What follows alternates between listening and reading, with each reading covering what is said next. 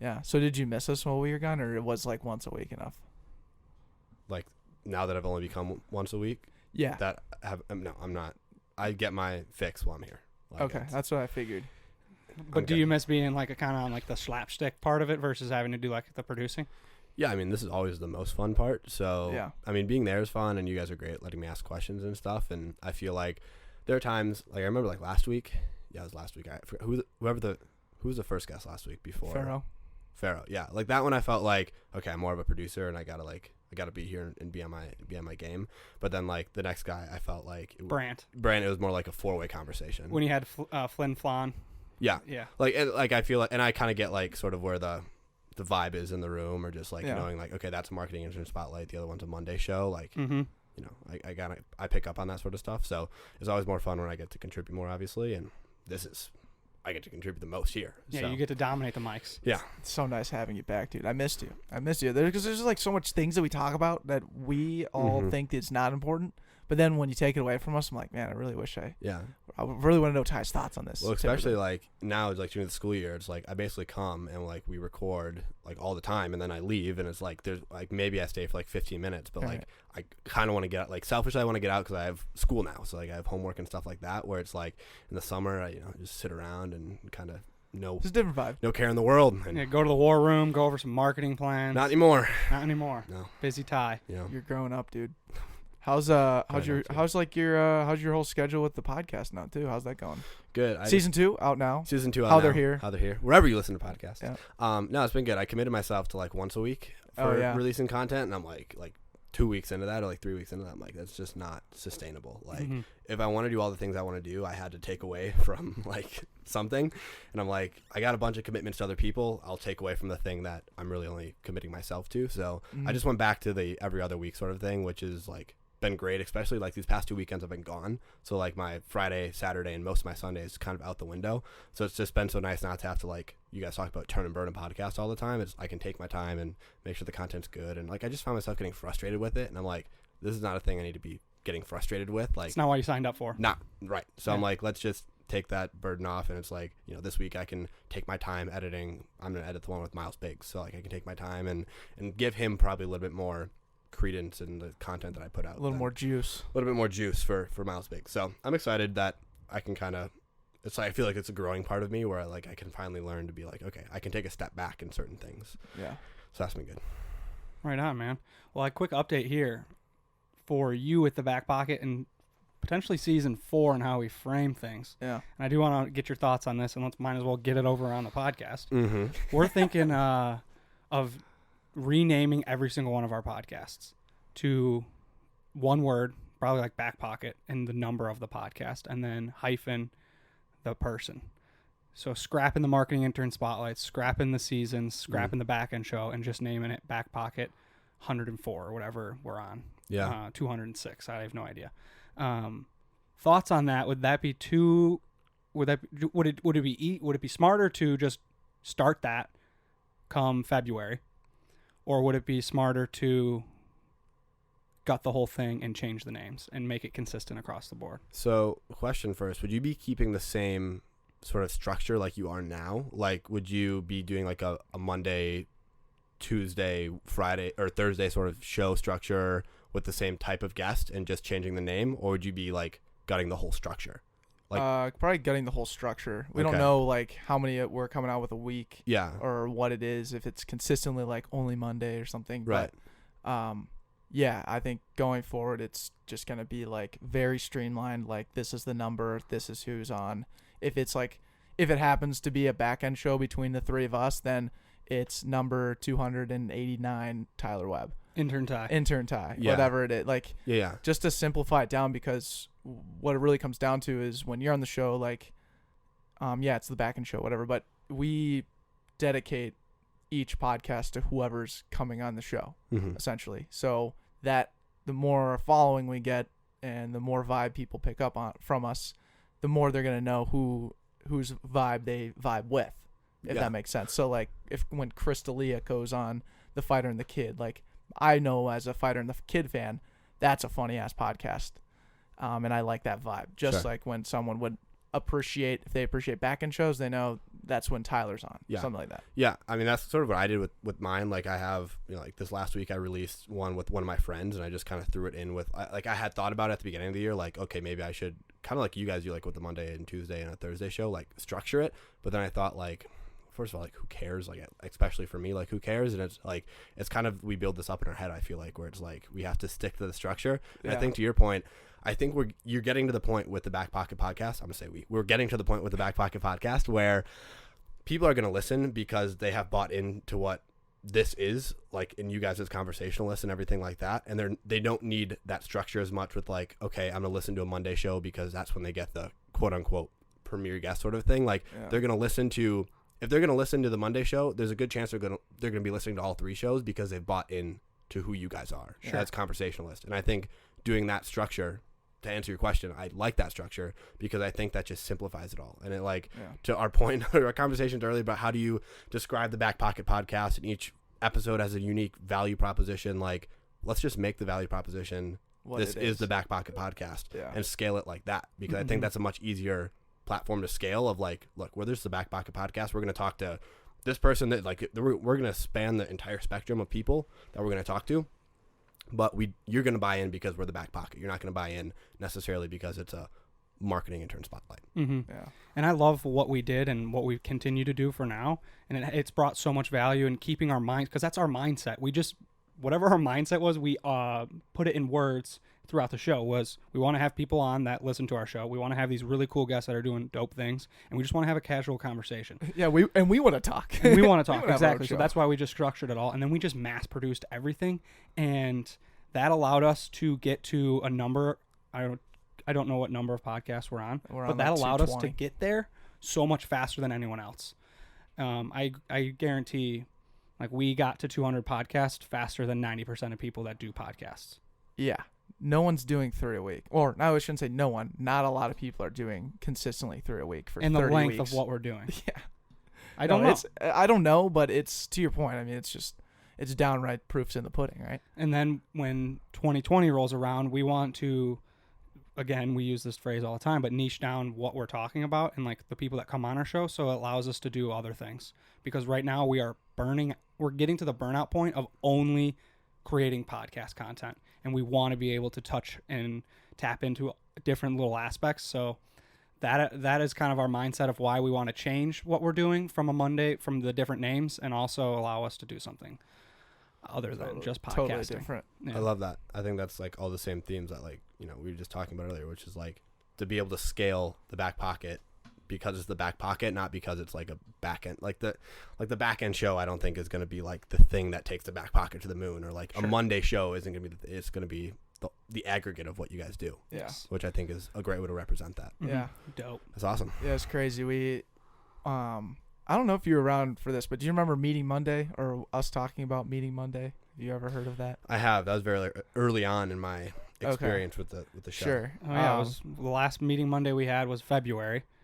Yeah. And we did 2 in 2019, and we used to do them every single Monday since we graduated, from May of 2018 until the season 2 ended, and then we took a little bit of a break because we were on vacations and stuff, and then we came back and we had 2 Meeting Mondays, and we stopped doing them.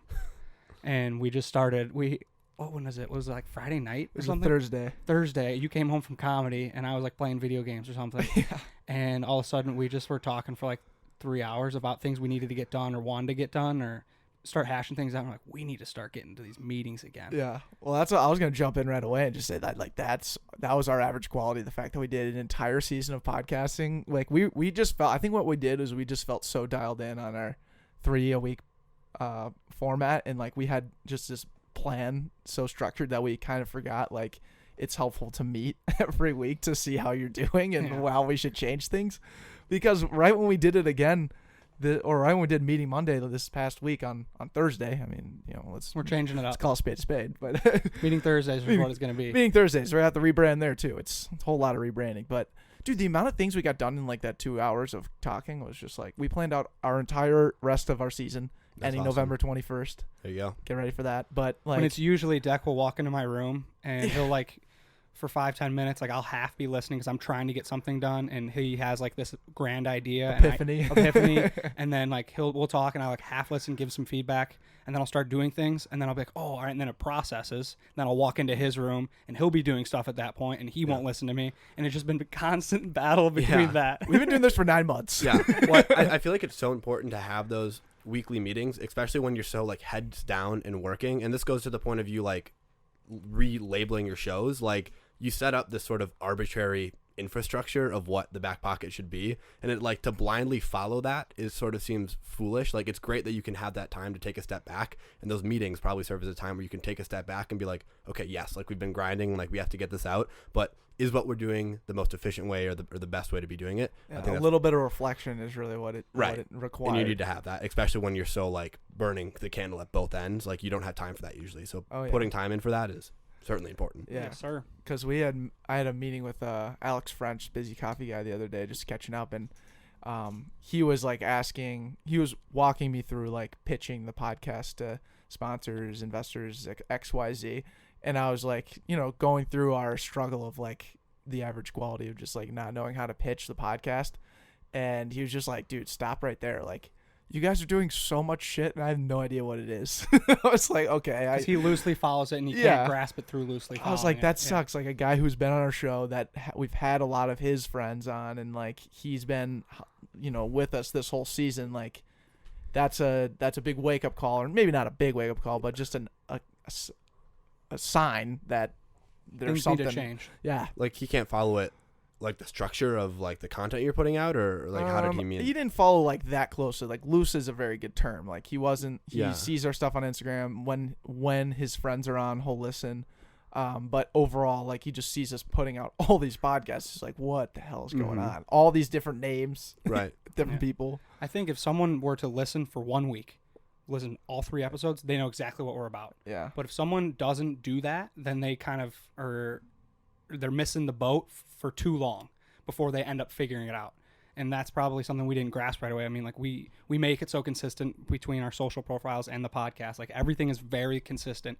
And for the people that do follow it for 1 full week, probably get it. But if they don't do that, then they're just sitting there like, wait, why do they do all these different variations? And what's the purpose behind it? Yeah, like what's the marketing intern? And by the time they figured out, they might have already lost interest. Sure. So. Yeah, that makes sense. Yeah.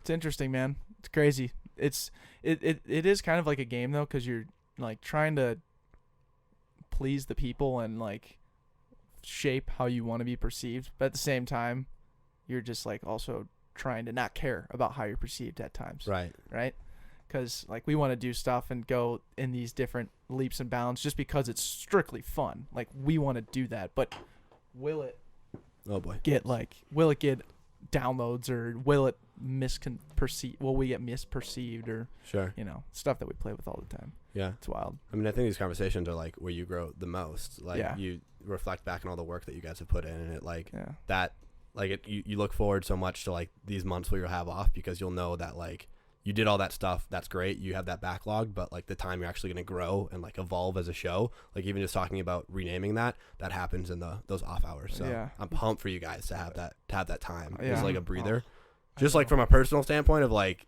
getting sort of like a mental breather, but then also for the sake of the show. I think it's gonna be fantastic. I do too. And I kind of compare it a little bit to, how Casey Neistat did daily vlogging for however long. I don't know exactly how long he was consistent I just for. listened to a podcast you did with H3 today, and he said like 840 days of putting out a video. Oh, yeah. Straight. Wow. He got to 800 videos faster than anyone else because he mass produced, and they were all really good videos. Some of them kind of struggled because he didn't have that much stuff to do. And once he took a step back, you've seen him grow to things where he doesn't need YouTube anymore. He's doing his own thing. He doesn't have to put up a video. Even once every 2 weeks, he puts a video up, and you can tell he's thriving. That's something that I'm kind of like looking at. What we're doing currently is just like mass producing stuff to learn and fail quickly, and we haven't really taken the initiative to figure out, all right, once we have the ability to stop doing 3 a week or having this thing, what is next? And that's something that we didn't talk about for a very long time. And now that we have this credibility that people look at and like, holy smokes, they've done all of that, we can show that in a blueprint faster than anyone else. Yeah, which is kind of cool. Yeah, Yeah, we've mastered one thing. Yeah, I think we're circling the wagon a little bit. Right. But yeah. I mean, I think that's sort of like the smartest, or one of the smartest ways to do it. Like, to his point of like doing it, he's been like, he was so hot and cold. Like, he was on for 800 days, and now he's been like, to your point of like him uploading a video every 2 weeks. I don't even think it's that. Like, I think maybe he's uploading once a month. So he went from like every single day to like never being seen. I think this idea of like, it's almost like a football season. Like, you were in your season, and now you're going to the off season, and that's the time that you can take to reflect, which is probably a much more sustainable model of going hard for a short amount of time and then being off for a short amount of time, rather than if you guys were to do this for an entire calendar year and then take a whole calendar year off. Like, I don't think that would be a good idea. Sure. Yeah. So yeah, it comes in all different waves. Yeah, it's good fun though. Like, I do like the point of just, hey dude, we're just figuring this out as we go, and the fact that we're doing it just like physically, boots on the ground, bootstrapping this thing, that's where we're gonna see the most value. Because we can talk about it all we want. I mean, I guess what we're doing is talking, but like, sure. And that's a great point. What we're doing is talking, and what do other people like? What are other industries that are talking? Comedians, musicians, even like motivational speakers. All of these people have to put in years and years and years of getting their face out before someone like grabs them off the street and be like, oh, you're sick, let me give you that opportunity. But they never stopped during those years. Yeah. And like, that's something that we have to become comfortable with, knowing that we're just going to continue to put this content out and know that at times we feel that no one's listening, and we do see there's downloads and stuff, but really it could be the same people, whatever it is, it just doesn't feel true anymore. Yeah. But saying that in yourself is not healthy. Looking at it from the standpoint of like, you're an entertainer, you're a performer, that takes so long to actually make a stamp in the industry. It's not going to happen over 1 year, even if we are putting out 200 podcasts in a year. That's still not enough to make the stamp, or it's all about getting lucky, catching that break, and having that mindset as a comedian, as a musician, is kind of similar, falls in the same boat. Yeah, and I can't wait until you guys get that opportunity to like basically hold up these last 200 podcasts as like a tangible thing, because like your point about like nobody's listening, like whatever, like people are listening, and you are building this like arsenal of value for other people, and it's going to be so cool when you guys can basically hold that up and be like, all this work that we did, like just sitting here talking, well, there's a real tangible product. And whether your pitch is based on attention or like niche down audience or whatever it may be, it's like, it's just going to be so cool to see you guys be able to hold that up and be proud of all that work that you've done, because in the moment it feels like nobody's listening. In the moment it feels like this is all for naught. But when you get to that point, I think that's going to be so satisfying. Yeah, absolutely. Well, and that was the thing that was super fun about ending the season like we did last year, because we had just like, there's just a pivotal moment where we just kind of blossomed and saw all this opportunity and just ran for it. Then we learned all this stuff during that time, and then we hit reboot, and then used what we learned in those last 4 or 5 months, and then made a whole year out of it. And what's cool is like, it's like, what is that tangible thing, or what are those things that other people see? It's like, that's great, and I hope something does come out of that. Something probably will come out of that. But really, dude, like, us being able to sit here with all these different people has been by far the funnest part. Like, sometimes I'll come in and I'll be groggy, and they'll be like, man, I just got off like 10 hours of work or whatever. But like, the second I get in here and it's, someone new that I've never met before sitting in our house, like John Tower and all these different people, it's like, dude, this is so cool that we have talked to this many people this year. Blows my mind. It blows my mind. And quick hopefully this guest connects, like we said, that like he said he was going to, Ben Lieber. Yeah, Ben Lieber. Ben Lieber is a radio talk show host on KFan, and ex-football player for the Vikings and Chargers. And we just sent him a DM, and he responded, Mondays work best, and like no questions asked, no like follow-up questions. To that like little small moment right there is shown like Declan and I now, like, just to me, we're in like, the media world. people see it, like what our little paragraph is of what we've done and what we're about and what we want out of this conversation with this other person, and people are like, yes, right away. Oh yeah, that blows my mind. That's a thing. Yeah. No, I agree. I think it's cool too, because like, what I've started to incorporate in the pitch to different people coming out that we would want to have on the show is like, look, the audience that listens most on this podcast are people that are in their 20s trying to navigate their life and what they want to do. We just want to have you on to walk through your journey so that these people can grab something for their back pocket and use in their own life. And I feel like, I don't know, simple. Like, it's simple, I think. Yeah, no, it is. But it's so cool because those are the people that I've just physically seen grab a lot of value from that. Like, people loved the John Tower podcast because they're 20 and they're wondering how they can be motivated to do the next thing. Or it's just really cool to like physically get the feedback when you go to like Lincoln Drinks or DMs or whatever. But yeah, it's fun how like it's the listeners and the people that have shaped kind of what works and how we pitch it to people. Yeah, that's awesome. It's wild. But yeah, that was your average quality was what was it? We said it already. I kind of forgot. Yeah. Come on, dude. You were talking about scheduling the podcast. I think it ties in very heavily with that whole conversation. Yeah, no, that was it. But that was it. that was it. Was your average quality. Sweet. That's your average quality. Yeah, that was my average quality. Someone's like screaming into in their car right now. Figure it out. Figure it out, Deck. You know it. Don't be sorry. It'll come to you in a It'll second. come to me, but yeah, who wants to go next? My average quality, it was a little bit of self-reflecting I had to do listening to the Brandon Polzuk episode, prepping for back-end show number, what is it going to be, 32? It was last week's back-end show, technically.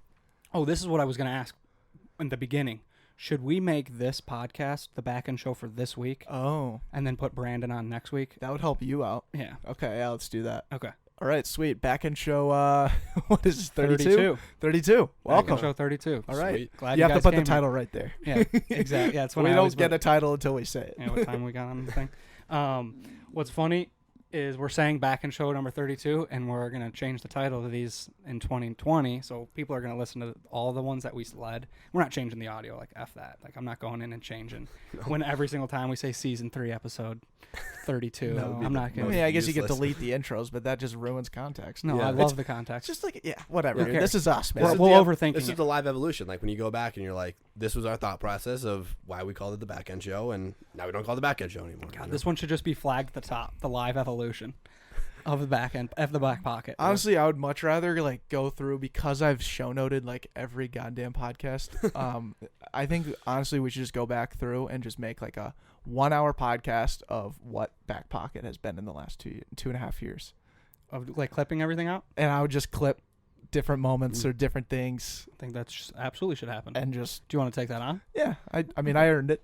Well, I've show noted our entire history. All I have to do is hit Control F and find all the moments. Well, I don't know if you're going to do content in that time that you're off, but I think Yeah. all these things that we talked about, like every Andy transition or like all those like, Oh, like the all that compilations? sort of stuff. Yeah, like oh, you bet. I've already. I The better- Andy compilation I is better so be good. seeing some compilations No, coming the up. compilation. That's perfect off-season content. I have Oh my show noted gosh. every single time I've said the word wow. I need to start doing unpack now, because that's a big one. But yeah, there's a lot. That's awesome. There's a lot of Well, good content I'm there. pumped. I'm also thinking of like the, because like last year's intern Sam made a dope like finale video, and we dropped that as a podcast and then as a YouTube video, and it was just awesome. Like I cried, I think twice. Other people cried.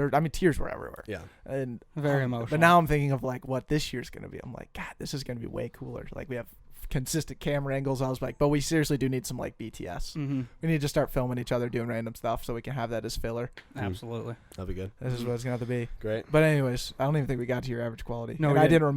didn't even know mine either. It's all right, dude. It's a mess. My average quality, and I like your guys' input on this. I've always thought I'm very good at articulating my points, and like I get to it really cleanly without wasting verbs or other Just words in general. Do you guys feel the same way, or do I not have great English when I'm articulating my thoughts? In my recollection, I would say that you get to the point quickly, but then you get there, and maybe by virtue of you getting there so quickly, it's like, wait, what? Like, what are you asking? And then you kind of like have to add a couple words on at the end to actually like explain what you were saying. Okay. So you get there quickly, but you don't always get there clearly, and then you have to provide some context at the end. 100%.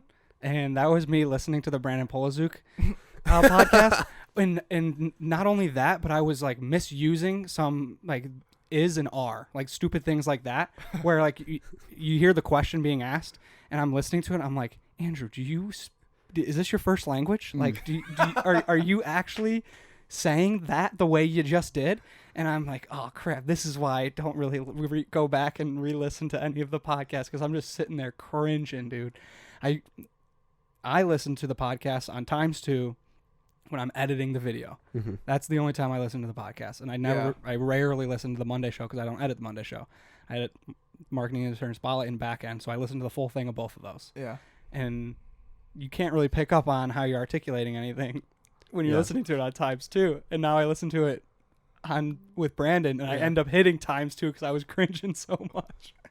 Yeah. Dude, maybe that's why I'm so good at speaking now.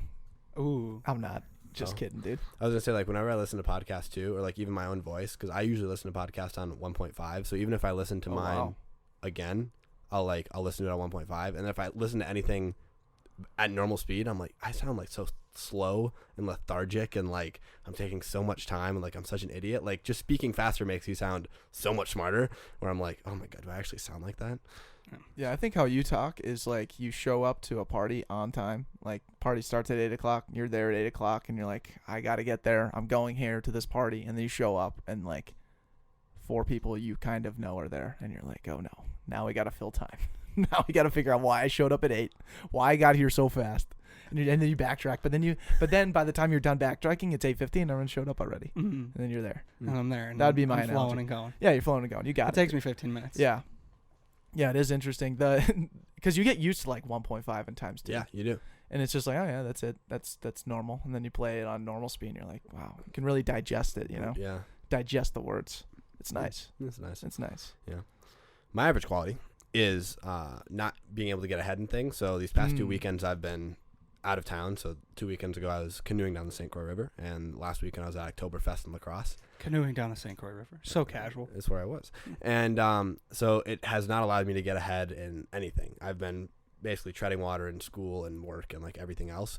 And I've kind of gotten into this rhythm. Like we talked about earlier, when you have so much going on, it's just nice to find a schedule and like a pattern to get things done, and you kind of stick to that. And I like stick to that so probably overly religiously, where I'll get the stuff done. I'll be like, okay, I'm done. Where it's like, okay, I probably could be doing more work to get ahead of some things, especially when I'm gone for weekends. But I'm like, well, that's all I really had scheduled for today. So once I get it done, I'm done. And that's probably not a great thing to be doing. So that's my average quality. I like that. You're just like, you're not thinking about future Ty enough. Yeah. I'm just like so automated in like what I do. I'm like, I got to get this done, get this done, get this done. And once I'm done with it, I'm like, I don't feel like doing anything more, but I probably should be doing more. So. You never look into it because you're like, I don't want to do it. Yeah, and it's a total like future Ty will take care of it, and then when I get there, I'm like, God, like fuck me, like why did I do this? Past like, Ty sucks. I had time like 2 weeks ago to do this, but I decided to wait until now to do it. Mm-hmm. A few weeks ago, you brought up how you were going to do a little calendar work. You were going to use your Google Calendar, maybe. Yeah. Have you done that? Oh, I've been dominating the Google Calendar. Attaboy. I've been so proud. It's been flash to Ty's calendar right here. Yeah. Looking clean. I'll send you a screenshot. It's been really good. Good work, it's been man. like, and I have it color coordinated, and it's killer. What's your favorite color? Like when you see this come up, you're like, all right, this is my fun part. Honestly, probably I have. Is it green? No, it's not green. Is it yellow? Is it go for football?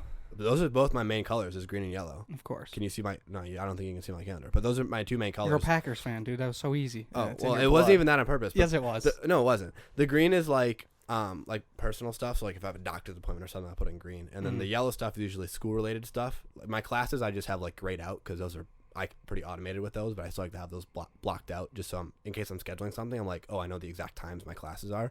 My favorite color is probably I have this sort of like salmon color. It's for like working at Thomson Reuters. And I like that because, when I'm working from home, I love that flexibility. When I'm working in the office, also have a lot of flexibility to do a lot of things. And I'm making bags. And I'm making bags. So it's like at that time I like to see, because I love that part of work because it's so like compartmentalized, where when I'm there, I'm like completely there, and I'm not worrying about school or like the podcast or anything like that. I'm like, I'm there. And then once I leave, I'm like, I'm left. It's not like I'm sitting up at 9:30 at night doing Thomson Reuters work. It's like I'm there and I'm there, and I'm gone and I'm gone. And so that part is so clean cut to me. I love that. I do that with the things I don't care as much about. Like I'm not going to sit here and say I don't think about the podcast all the time, every day. But definitely not thinking about my day job on the weekends. Yeah. Very similar aspect. No, that's a nice part. Yeah. Oh, well. But I'm glad to see your GCals all dialed in, though, because we do evaluate you. I don't know if you knew that. Will there be an end of year evaluation for me? Yeah, we should do end of year evaluate. Yeah. If Sam shows up, if he doesn't, that's irrelevant. Or it'd be nice to have him here. It'd be great. It'd be great, and then we could do. That's a Corp evaluation right there. Yeah. Then you guys get to evaluate us too, which is great. So you started really helping us in the beginning of summer, right? Yeah, I think you guys started hitting me up like late in May, and there were a couple Some point in May, right? Yeah, I think it was mid-May. It might have been mid-May, and like I was like home for a little bit. I don't super remember. You might have to get the exact dates on it, but then like I remember pretty succinct when I started my job at Thomson Reuters. I was here a couple times a week afterwards, so it was pretty much a full summer thing. So Sam was here February, March, April, May. We'll give them all May. Okay, Yeah. And then you're here June, July, August, September, October, and then about half November. Yeah. All right. We split the year on interns. Yeah, It's pretty good. You took a little bit more of the load. Yeah, I'd say so. And you're finishing, so you got recency biased. it's true. But I'll also Yeah. remember more of your faults. Wow, I didn't know we were getting And your compared to average each other. qualities. Oh, you're going to be compared, and then we're going to give you an award or something. Okay. Yeah. Yeah, maybe a bonus. You know, that'd be Bonus, great. Yeah. You know, I brought a camera.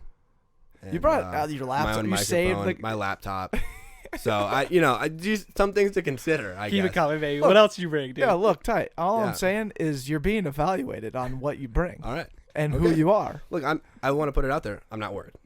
Yeah, I don't think you should be, Thank but you. maybe you should think about what else you're also bringing. You know, Okay. if you're bringing half-ass average qualities, we're gonna know about it. Yeah, This is our show. that's fair. Yeah, the If show you're notes. bringing half-ass questions when we ask you if you have any questions That's fair. for the guest, ask the half-ass. We gotta know. We don't know what's gonna happen at Yeah. that point. I do remember the third average quality was I stopped thinking about my average quality ahead of time, and I'm starting to come up with them on the spot. Yeah. Yeah. We got scared at that No, point. I was like, he's becoming one of us. yeah, I know, because I was like, I do that. Yeah. But we wanted you to stay overly committed for a long time. But then you just kind of basically became one of us, and that's exactly what we Yeah. need you to be. Well, to the point of my average quality, I knew what the expectations were, and I just rose to that, and I didn't really go above and beyond. There's no reason to. Not at all.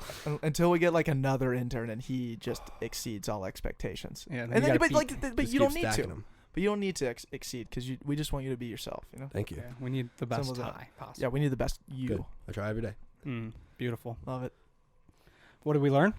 What did we learn? So we got Tony Perella coming up here, and it's Yeah. 5:30. So let's just make sure we're yeah, we're good. 15, 20 minutes. Yep. What did we learn? Who wants to start?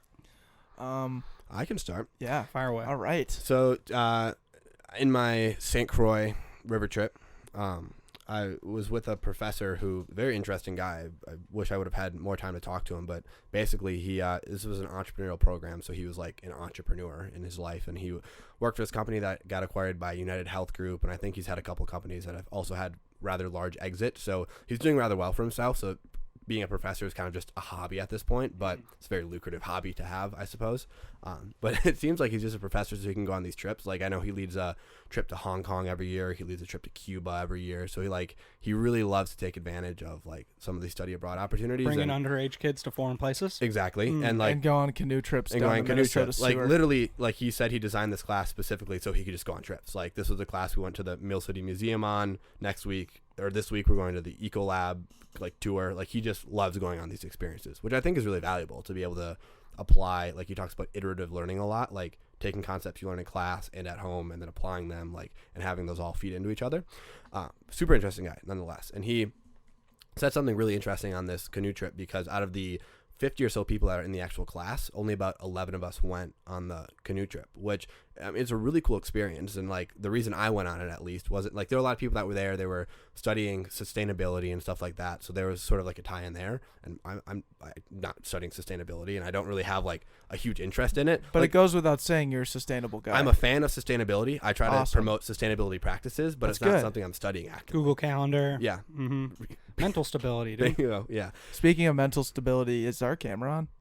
Yeah, your camera's on. Oh, okay. I just noticed it was 34 minutes. I didn't know if we had already hit play again. Dude, what do you think I'm Sorry, He's I'm just active over asking. there. What You do were you looking think at me when he was doing? it. Dude. Oh, shit. Jeez, my I got to be more present. My camera's Anyways, about to lose battery, so we'll see. you're If this- sustainable? Yeah. And so he made this point on our van ride back home. He was like, it says a lot about you guys that you were willing to say yes to an opportunity like this, because he was aware of all, and like being a student, all these students talk about like, oh, this trip, like, why would I go on this? Like, I'm going to lose a whole weekend of studying. That or, girl like, who sat next to you was like immediately stressed out. Yeah. She didn't even make a decision yet. And then the guy that Exactly. sat on the other side that was Yeah. ready to go drink some beers. Right. We talked about it. So he's like, it says a lot about you that you guys answered yes. And he's like, in your career, it's helpful to answer, or like you should be answering opportunities with yes, and try to get more information by saying yes instead of starting right off and saying no. And so like the whole impetus was say yes and get more information by answering yes. So I thought that was a really interesting, first it made me feel good, like, okay, it says something about me that I was willing to do this trip and go out of my comfort zone and do all that sort of stuff. But then that insight of like just trying to get more opportunities. And he said his career has gone so many different directions because he said yes to opportunities and tried to learn more information by saying yes instead of immediately shutting things down and saying no. So I thought that was a really interesting insight, especially somebody who had probably had a lot of twists and turns in their professional career, and made me feel good that like, okay, like I have that right mindset of saying yes and like what else can I learn about what is happening. Attaboy. Yeah. I love that. Hungry. You're a hungry man. Yeah, and I just think it was like, and I haven't always been like that way. Like I've always been more apt to say no than yes, and I've been trying recently just to be able to say yes to more things. Like I think producing this podcast is one of those things where it's like saying yes is important, and trying to get these more experiences is important, even if they're not linear to the direction you're going. Like I don't see this canoe trip as being linear to the direction I'm going. We didn't even do like classwork for it. Like literally it was just, you have an opportunity to go on a canoe trip. You don't have to write a paper or anything. Like, do you want to go on this canoe trip? Yes or no? And a lot of people said no because it's like, well, I don't have to for the class, or it's not a part of a project or anything like that. Like there's no direct point A to point B. There's a lot of internal gratification from it. Right. But I try to see it as more of like it's an experience, and maybe it's not directly falling in line with what I want to do, but it's an experience that I want to have, and I'm going to say yes to it. So, dude, I like that. Attaboy. Yeah. That's awesome. I like the idea of just saying yes to everything. Right. Well, I like the adventure aspect. Like that doesn't really cost anything. Mm-hmm. I mean, the cost was you losing out on studying or losing out on social time. Right. It really wasn't like a cost of financial, which is dope. Yeah, really, it emphasizes the lesson. Yeah. To Andrew's I point. think it does. Yeah. Am I learning, or are you learning? It sounded like you're ready to learn. I'm ready to learn. Or share your learning. Yeah, I learned that it's not a good idea to start corporate rumors that your boss is starting a cannabis farm. Yeah, that was tough. So a little context. I know everyone's dying for it. This isn't off to a hot start in the favor of you looking positively. Yeah, no, I got to cover my tracks here. Yes.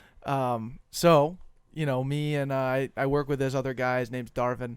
He's been working for PCL for like 40 or 80 years, something in that range. He's been working for the company since it started, pretty much. Well, we're cool with using names, just making sure. Yeah, we can. We can use Darvin. There's not a lot of names. There's not a lot of Darvins out there. To the point of like anonymity, there aren't a lot of Darvins out exactly. There, so that could be bad. Either way, we'll find out. No one listens anyways. Yeah, no one listens to this podcast, but. This is the Backpocket Evolution podcast, live evolution. So Decky's evolving as we speak. Exactly. Yes, a live evolution. This is the one of its kind. We're the only podcast doing it. So Darvin, he's building this pole barn, which is pretty much just like a barn. Nothing too crazy about it. He's building on his plot of land, and he's just like very excited about it, showing everybody the land, then showing everybody the foundation, then showing everybody the framing, and it's just being built. It's doing well.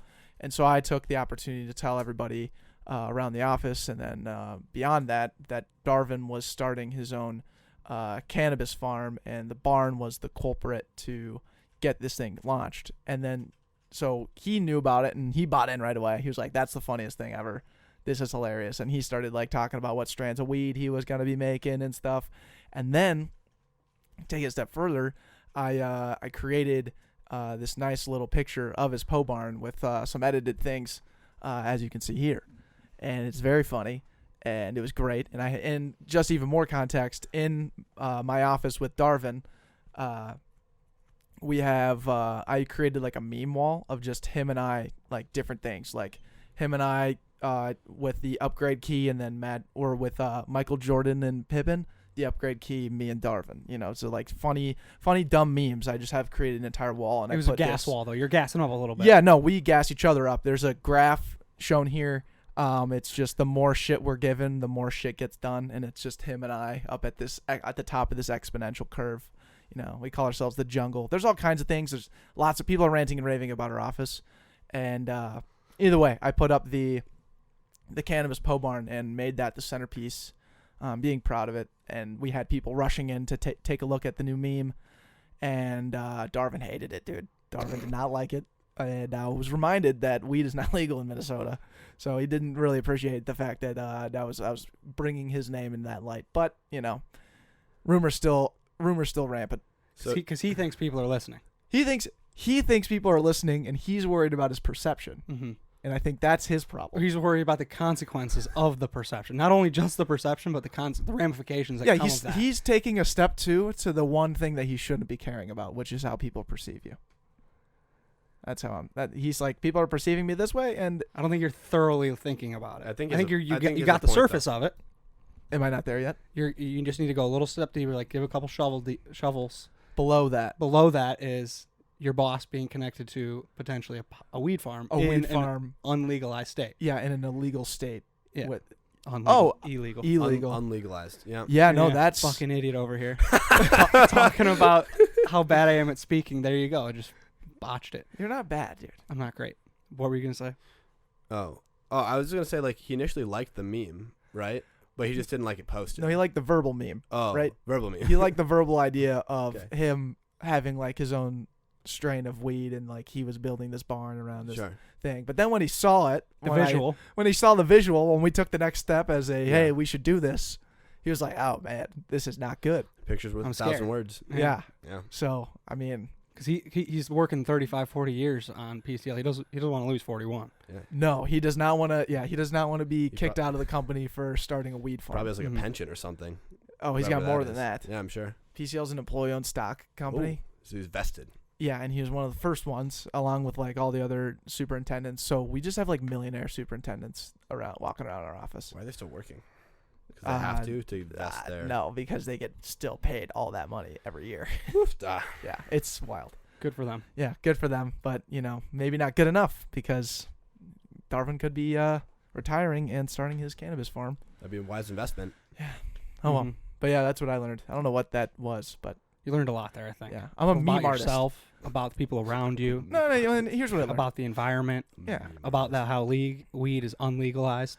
Weed is unlegal in the state of Minnesota. Unlegal, dude. We're starting a new word. Yeah. And everyone's buying in. And everyone's Andrew is going to be right for once. You know how I said earlier that, like, a couple back-end shows ago, or whatever I was on last, that, like, I hang out with smart people and they often correct me on my incorrect use of big words.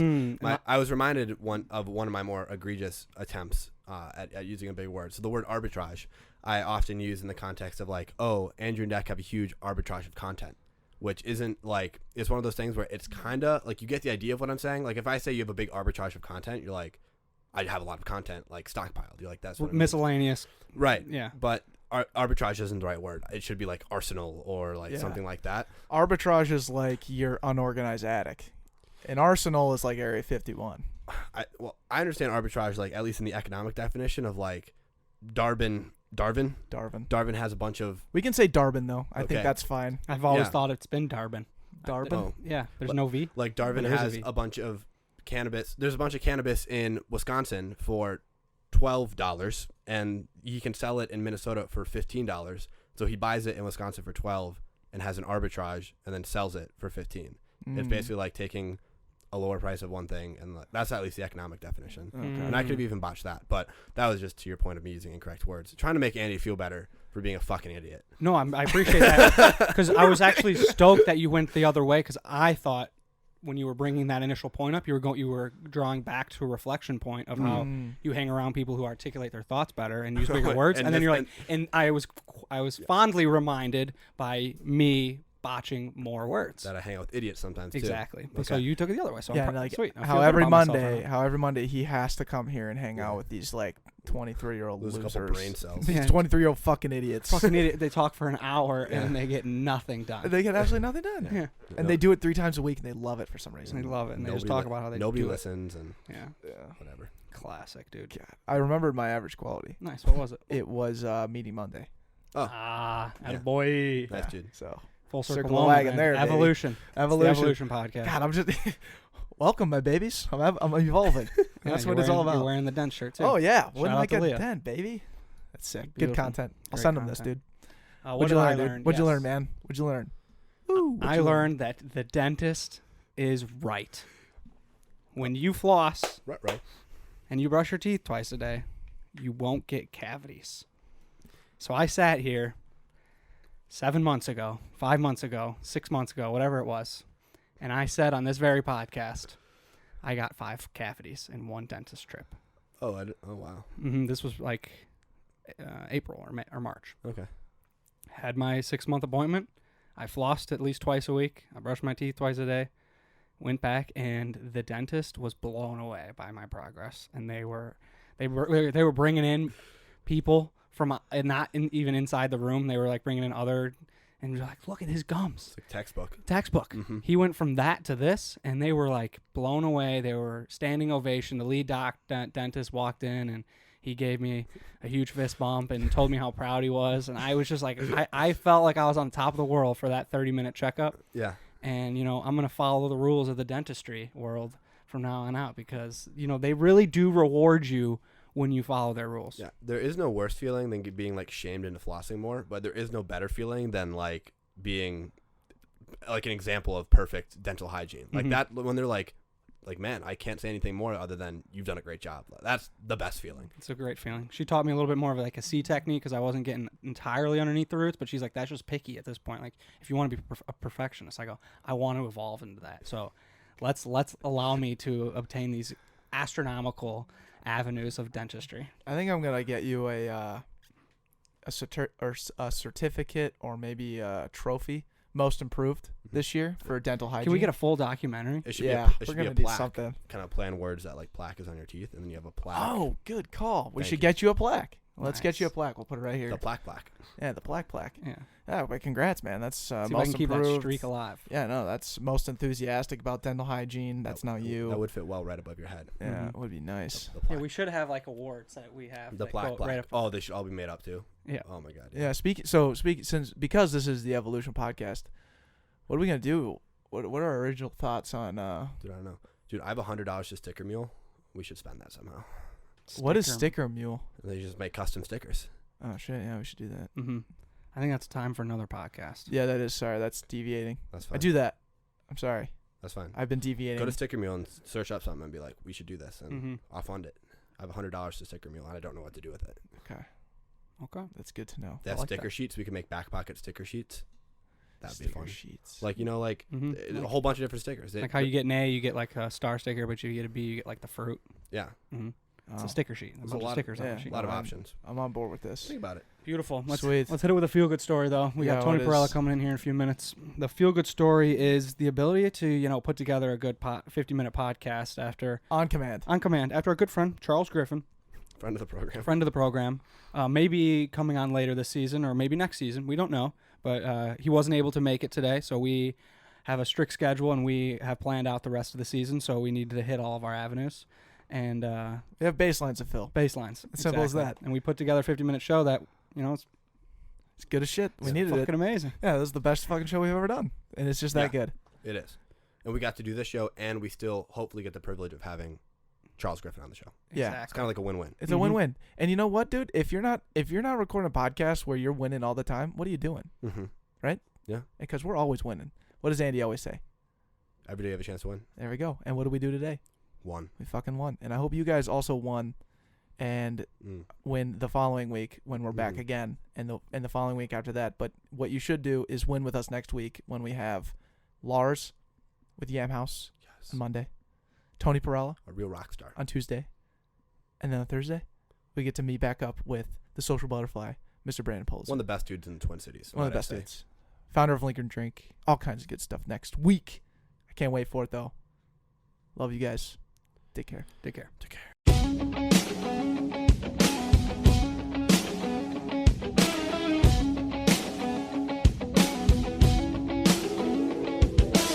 But I've been thinking of the way you felt when you watched me rolling over the horizon line like we're lightning. It hasn't rained for a long time, but you know